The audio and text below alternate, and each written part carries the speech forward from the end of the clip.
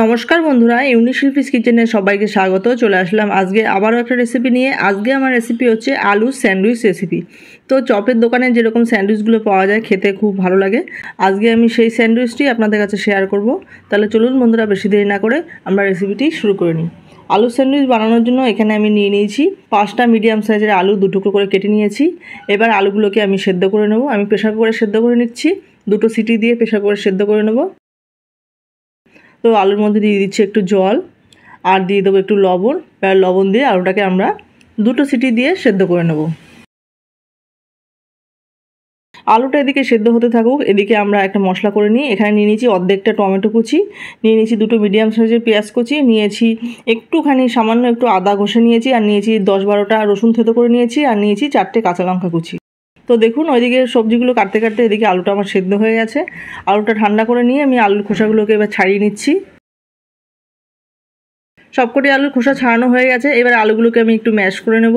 আলুগুলো প্রচণ্ড গরম, তাই হাত দিচ্ছি না, তো হাতের সাহায্যে আমি আলুগুলোকে ম্যাশ করে নিচ্ছি।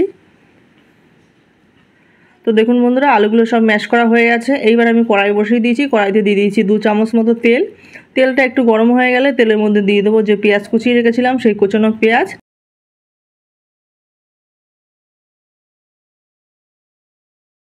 এবার পেঁয়াজটা একটু নাড়াচাড়া করে নিয়ে তারপরে আমরা এর মধ্যে দিয়ে দেবো থেতো করে রাখা রসুন। রসুনটা দিয়ে এবার পেঁয়াজের সঙ্গে ভালো করে একটু নাড়াচাড়া করে নেব। খুব বেশি লাল লাল করে পেঁয়াজগুলোকে ভাজবো না, আমরা হালকা করে নাড়াচাড়া করে নিয়ে তারপরে আমরা এর মধ্যে দিয়ে দিচ্ছি আদা, লঙ্কা, টমেটো সব একবারে দিয়ে দিলাম।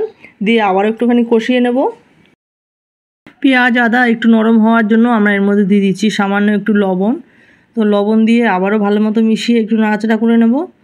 তো দেখুন বন্ধুরা, মশলাটা ভালো মতো মজে এসেছে। এবার আমরা এর মধ্যে দিয়ে দিচ্ছি সামান্য একটুখানি হলুদ গুঁড়ো, দিয়ে দিচ্ছি হাফ চামচ থেকে একটু কম জিরে গুঁড়ো, হাফ চামচ থেকে একটু কম ধনের গুঁড়ো, হাফ চামচ থেকে একটু কম লঙ্কার গুঁড়ো, আর দিয়ে দিচ্ছি সামান্য একটু জল দিয়ে এবার মশলাটাকে আমরা কষিয়ে নিচ্ছি। গ্যাসের ফ্লেমটা কিন্তু এই সময় আমার মিডিয়াম করা আছে। এবার মশলাটাকে ভালো মতো কষিয়ে নেব নাড়াচাড়া করে নিয়ে। তো দেখুন বন্ধুরা, মশলাটা ভালো মতো কষানো হয়ে গেছে। এইবার আমরা এর মধ্যে দিয়ে দেবো যে সেদ্ধ করে রাখা আলুটা ছিল, সেই আলুটা এর মধ্যে দিয়ে দেবো। দিয়ে এবার ভালো মতো আবারও কষিয়ে নেব 4 থেকে 5 মিনিটের জন্য। মশলাটা যেহেতু কষানো আছে, তাই আলুটাকে খুব বেশি কষানোর প্রয়োজন নেই। 4 থেকে 5 মিনিট আলুটাকে কষিয়ে নেব। একেবারে আলুটা বেশি কষিয়ে নিলে, আলুটা শুকনো করে নিলে, তাহলে কিন্তু পাউরুটির মধ্যে আলুটা মেশাতে একটু অসুবিধা হবে। তাই একটু আঠাটা রাখা অবস্থায় আমরা আলুটাকে নামিয়ে নেব। তো দেখুন বন্ধুরা, আলুটা ভালো মতো কষানো হয়ে গেছে। 4 থেকে 5 মিনিট আমরা আলুটাকে কষিয়ে নিয়েছি। আলুর পুরটাতে একটু লবণ কম মনে হচ্ছে, তাই আমি একটু লবণ দিয়ে দিলাম। আর দিয়ে দিলাম হাফ চামচের মতো চাট মশলা, আর দিয়ে দিয়েছি 1 মুঠো মতো ধনেপাতা। এইবার চাট মশলা, লবণ আর ধনেপাতা দিয়ে ভালো করে মিশিয়ে নিচ্ছি। তো লবণের পরিমাণটা অবশ্যই আপনারা দেখে দেবেন, কারণ চাট মশলার মধ্যে কিন্তু লবণ দেওয়া থাকে।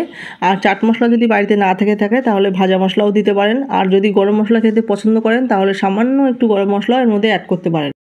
আলুর পুরের মধ্যে আমার গরম মশলা খুব একটা পছন্দ না, তাই আমি দিচ্ছি না, আপনারা চাইলে দিতেই পারেন।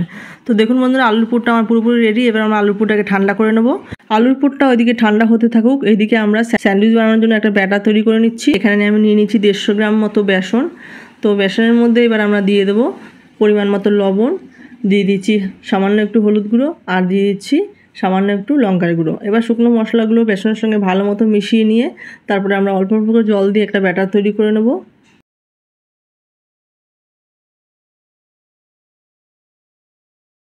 তো দেখুন বন্ধুরা, অল্প অল্প করে জল দিয়ে আমরা বেসনটাকে ভালো করে মিশিয়ে নিচ্ছি। একবারে কিন্তু বেশি করে জল দিয়ে দেবেন না, অল্প অল্প করে জল দিয়ে এইভাবে ব্যাটারটাকে তৈরি করে নেবেন।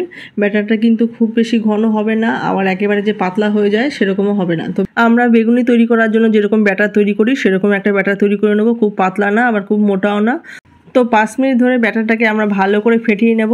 যত ব্যাটারটাকে ভালো করে ফেটানো হবে তত স্যান্ডউইচটি ক্রিস্পি হবে। দেখুন বন্ধুরা, ব্যাটারটি ঠিক এরকম হবে। বেগুনি আমরা খাই যেরকম ব্যাটার তৈরি করি সেরকমই আমাদের ব্যাটারটাকে তৈরি করে নিতে হবে। স্যান্ডউইচটাকে আরেকটু ক্রিস্পি করার জন্য আমরা এর মধ্যে দিয়ে দিলাম 1 চিমটি খাবার সোডা।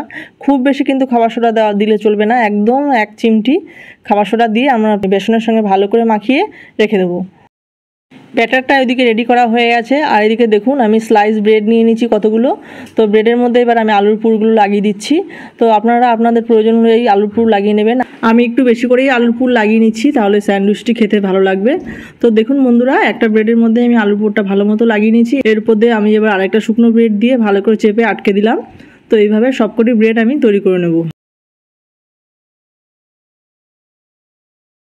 সবকটি ব্রেডে আলুর পুর ভরে নেওয়া হয়ে গেছে।